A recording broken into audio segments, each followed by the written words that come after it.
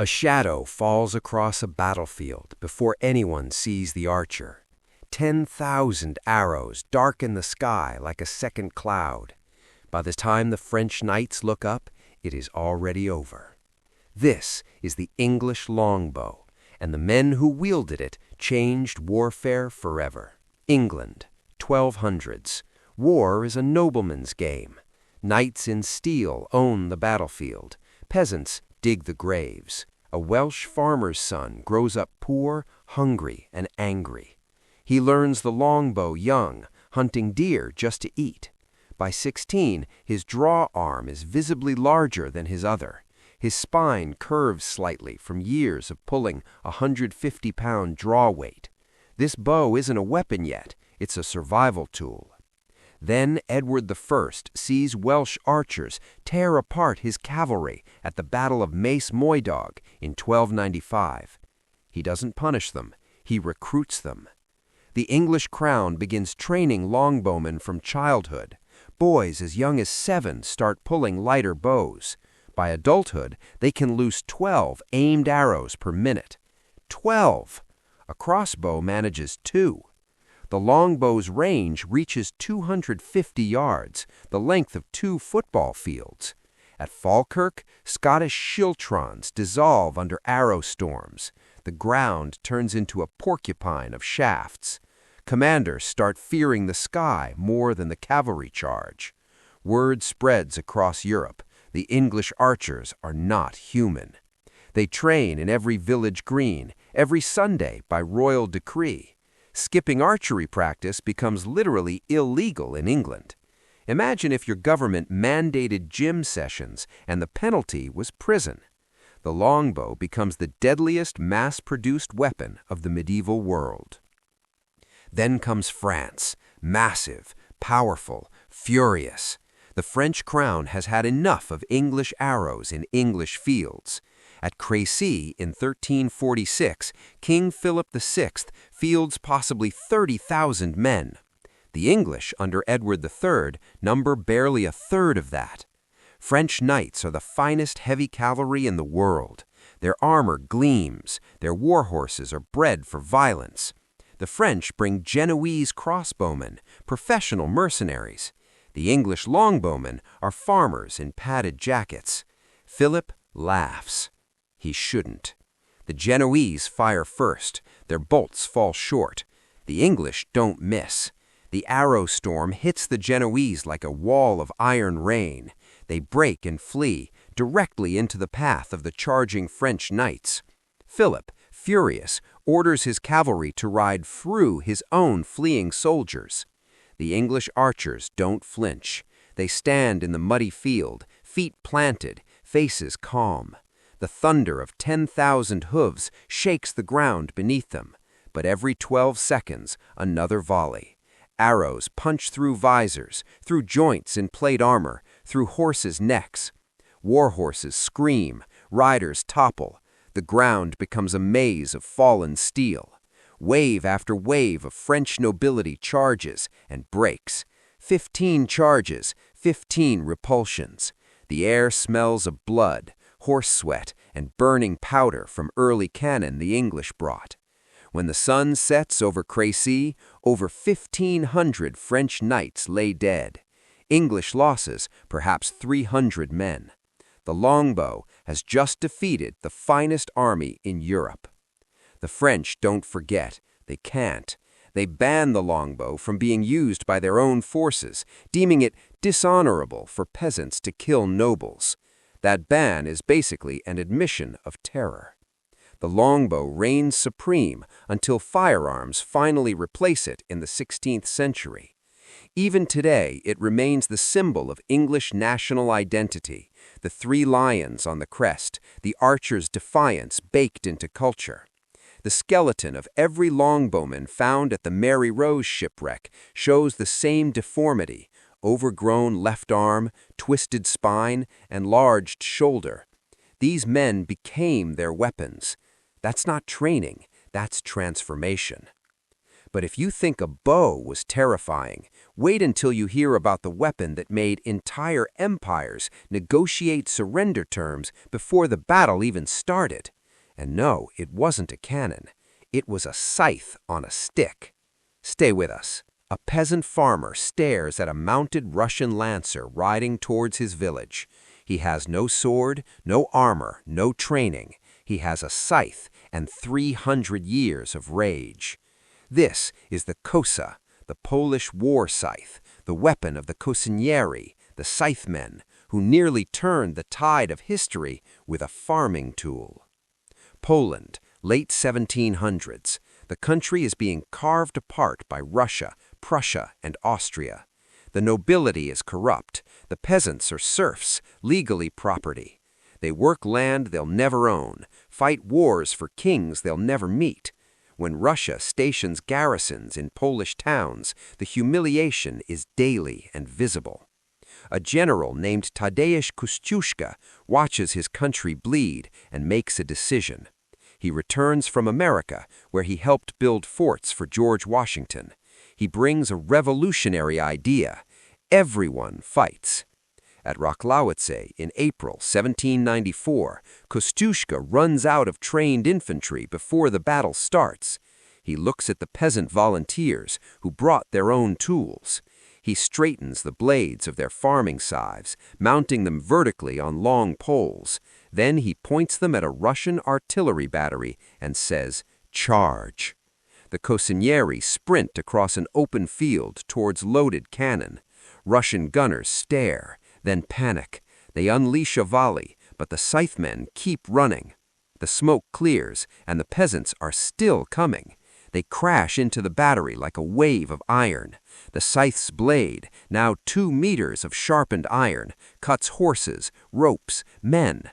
They capture 12 Russian cannon in minutes, with farming tools. The crowd watching from the hill erupts. Word explodes across Poland. Peasants with scythes just beat Russian artillery. Kościuszka dresses himself in peasant clothing to honor them publicly. Volunteers flood into the rebellion from every village. The scythe becomes a national symbol overnight. Blacksmiths work through the night reshaping blades by firelight. But Russia is not a battle. Russia is a machine. Catherine the Great dispatches General Suvorov, possibly the greatest battlefield commander of the era. Suvorov doesn't negotiate. Suvorov doesn't retreat. Suvorov doesn't lose. His forces are professional, disciplined, experienced. They face armies larger than theirs and treat it as a scheduling inconvenience. By autumn 1794, his forces close in on the Warsaw suburb of Praga. The Poles have scythemen, militia, and raw courage. Suvorov has artillery, cavalry, and years of brutal experience. The morning of November 4th dawns cold and gray. Frost sits on the grass. Scythemen grip their poles with white knuckles. Russian drums roll in the distance like a coming storm. The assault on Praga begins before dawn. Russian forces hit the defensive lines from 3 directions simultaneously. The kosinieri hold the outer earthworks with their long blades sweeping in arcs. A pike reaches 7 feet, a musket with bayonet 6. A war scythe on a 2-meter pole reaches nearly 9 feet. In the trenches and narrow passages, it is devastating. Russian soldiers describe later the sound, the whip of the blade, the scream of impact. But the weight of numbers cannot be denied.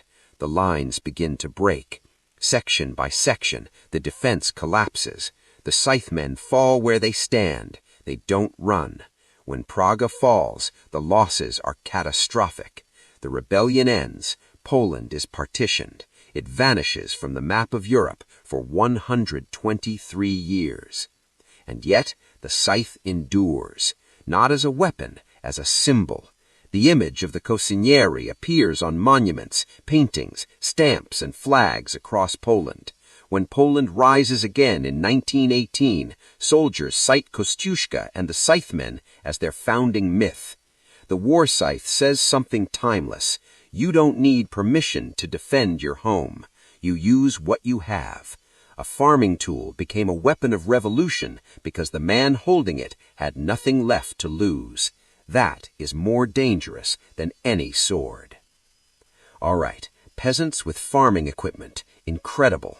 But what if I told you there's a weapon so psychologically terrifying that entire armies retreated just from the sound of it approaching? No blood required, just noise. The Mongols invented it, and it drove the medieval world absolutely insane. There is no warning. One moment the horizon is empty. The next, 10,000 riders materialize from the dust like a fever dream. This is the Mongol composite bow, the most advanced ranged weapon of the ancient world, and the reason Genghis Khan built the largest contiguous empire in history. The steppe, perpetual wind, frozen winters that kill the weak. Mongol children ride before they walk.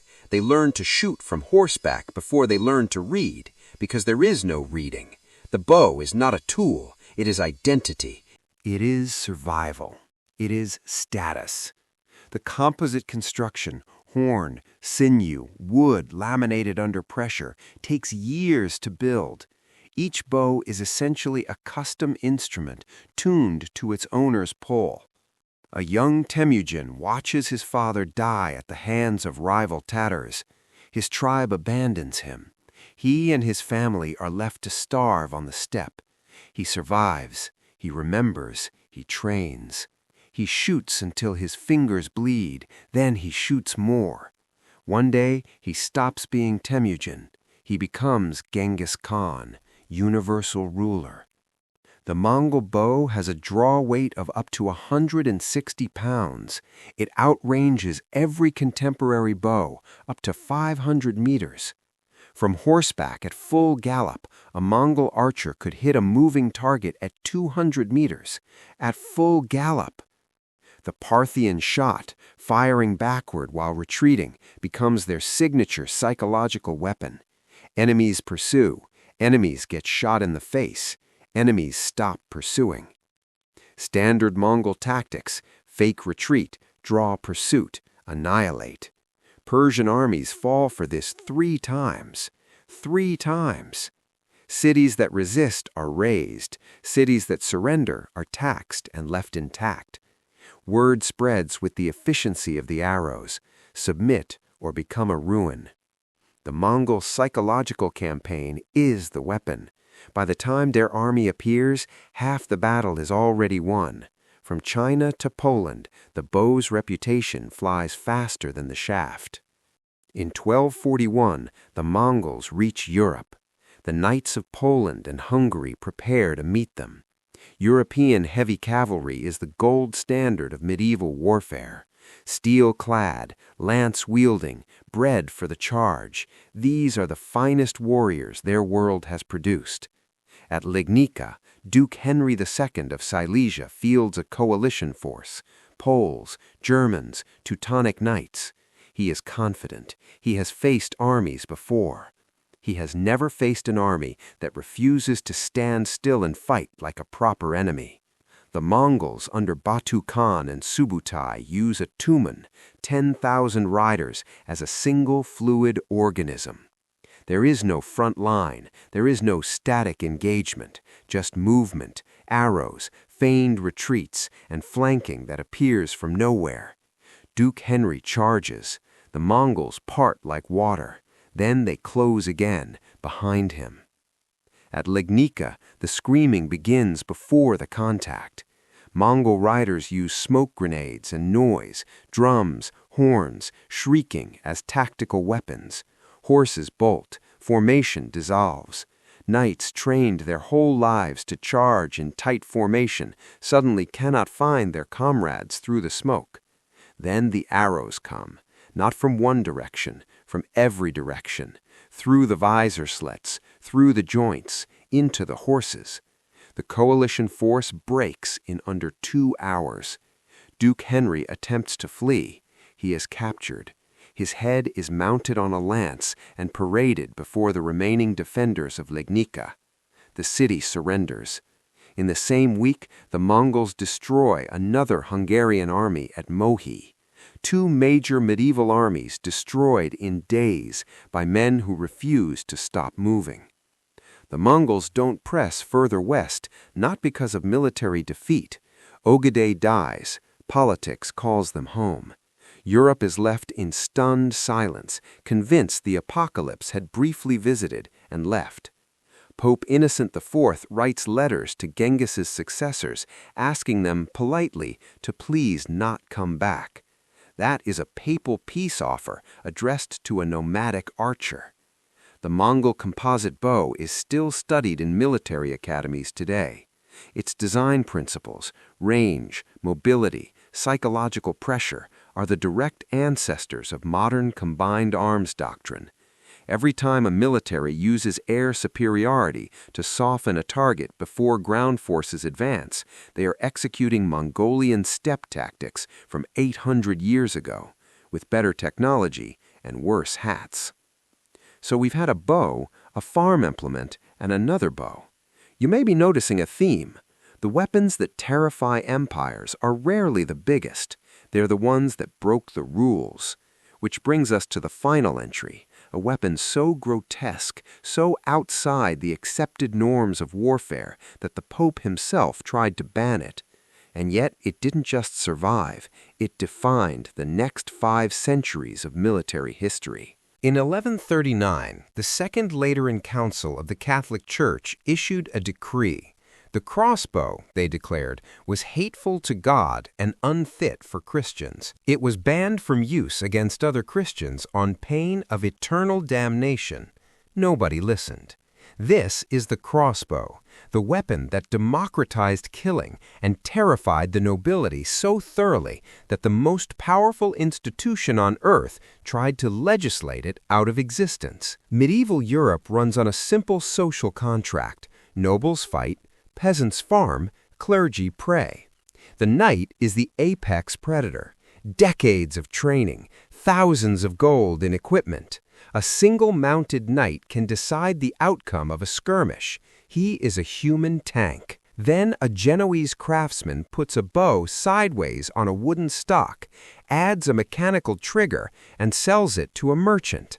The merchant's 12-year-old son takes it out and kills a knight from 200 yards. The entire feudal order trembles. At the Battle of Arsuf in 1191, during the Third Crusade, Richard I of England watches Crusader crossbowmen hold back Saladin's cavalry through sheer volume of bolts. Not skill, not training, volume. Richard sees clearly what every European monarch is quietly terrified to acknowledge. The most expensive warrior in the world can be killed by a peasant with 3 weeks of practice. The crossbow doesn't care about your bloodline. Crossbow guilds form in every major European city. The Genoese crossbowmen become the most sought-after mercenaries on the continent. Their bolts punch through 2 inches of oak at close range, through chainmail as though it's linen, through early plate armor at distances that render cavalry charges irrelevant. City-states hire them to garrison walls because one crossbowman holding a tower can delay 100 attackers. Assassinations multiply. Noblemen can be killed from church rooftops. Kings now require not just bodyguards, but overhead bodyguards. The architecture of power literally changes. Castles add covered walkways. Lords add roof overhangs to their carriages. Crossbows reshape urban design. Richard I himself dies from a crossbow bolt at a minor siege in France, the greatest warrior king of his age, killed by a teenager defending a castle that wasn't worth the siege. The teenager's name is barely recorded. That's the point. The French nobility reaches its crossbow breaking point at Agincourt, but they've been building to it for a century. French chivalric culture has a concept, the rules of war. You charge, you countercharge, you capture noble enemies for ransom. You do not let peasants shoot your aristocracy from a distance. The crossbow doesn't just kill knights, it insults them. At the Battle of Nicopolis in 1396, French knights charge Ottoman positions before the crossbowmen can deploy, because waiting for them is too undignified. They ride directly into prepared stakes and arrow fire. They die magnificently, fashionably, and completely unnecessarily. The Ottoman victory is total. The crossbow's absence due to noble pride costs Christian Europe a crusade. That is the weapon's shadow victory. Even its non-use shapes history. By the 1400s, the crossbow's cultural impact is impossible to contain. In the Swiss Confederacy, crossbow militias defeat Burgundian knights at Grandson in 1476. The Duke of Burgundy, Charles the Bold, one of the richest men alive, flees the field. His camp is captured, his treasure, his identity, his entire reputation. Charles rallies. He returns at Merton. The Swiss crossbowmen and pike formations tear his cavalry apart again. At Nancy in 1477, he fights a third time. He dies on the field. His body is found days later half-eaten by wolves, face down in a frozen pond. The greatest warrior king of Western Europe, ended by bourgeois militias with mechanized bows. It takes 3 days to identify the corpse. When they finally confirm it's Charles the Bold, they bury him quickly. Some embarrassments shouldn't be lingered over. The Church's ban on crossbows died quietly, exactly as every ban on effective weapons eventually does. By 1500, gunpowder weapons begin taking over the crossbow's role, but its legacy is permanent. It established the principle that lethality is not the exclusive property of the trained elite. Every democracy with a citizen militia traces its philosophical DNA to the crossbow argument. The Second Amendment debates in America, at their core, are the crossbow debate updated. Who gets to be dangerous? Who decides? The crossbow answered, anyone who can afford 10 shillings and pull a trigger. Empires have been arguing about that answer ever since, and they will keep arguing, because the weapon was never really the crossbow. The weapon was the idea. So there you have it. 4 weapons, 4 different ways to terrify an empire. A bow that turned farmers into killing machines, a scythe that turned revolution into folklore, a step weapon that turned mobility into genocide, and a crossbow that turned social order into a suggestion. The weapons themselves are in museums now. The ideas behind them still very much in circulation. If you made it this far, you're clearly the kind of person who reads the credits. We respect that. Hit subscribe. The next video is about a weapon so simple it barely counts as technology, and yet it ended 3 empires. See you there.